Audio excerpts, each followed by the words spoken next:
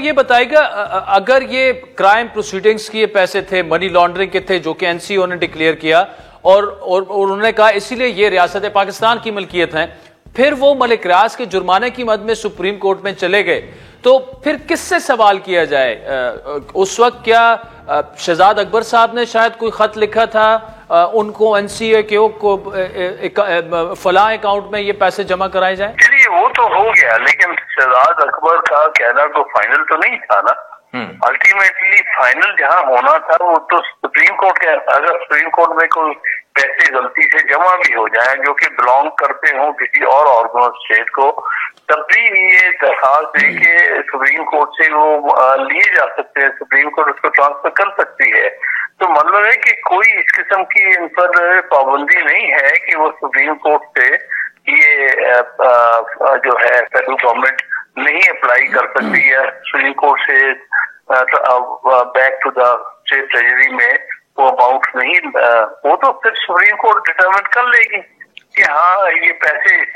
یہاں استعمال ہونے چاہیے کہ وہاں ہونے چاہیے۔ میٹر اس کے اس میں کوئی کرمنالوجی نہیں انوالوڈ، کیونکہ بیسیکلی تو پیسے جہاں سے تھے وہیں آ گئے، اس کو کس اکاؤنٹ میں ایڈجسٹ کیا جاتا ہے وہ بالکل اور بات ہے۔ اس میں کوئی چوری کا ایلیمنٹ تو نہیں ہے نا، نہ کوئی اس میں بدعنوانی کا ایلیمنٹ ہے، اس میں صرف کوشچن ہے کہ وہ 190 ملین پاؤنڈ جو ہے یہ پاکستان میں آ گیا، اور چونکہ یہ پاکستان میں آ گیا ہے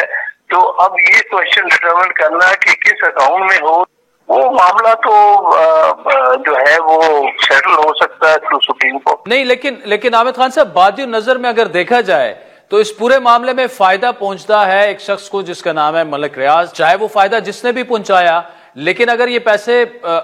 جو ہیں ان کو این سی اے کو اگر یہ بتایا گیا کہ یہ پیسے آپ نے حکومت پاکستان کے فلاں اکاؤنٹ کی بجائے ملک ریاض کے کھاتے میں جو سپریم کورٹ میں اکاؤنٹ کھلا ہے آپ ادھر ڈال دیں، تو جس نے بھی یہ کیا اس کو سزا تو ملنی چاہیے۔ دیکھیے یہ تو پھر کرمنالٹی سے ڈٹرمن ہوگی اس کی، جس نے وہاں ایگریمنٹ کیا ہے۔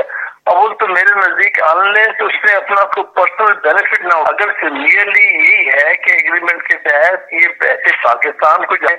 ہیں اس حد تک ہے، اور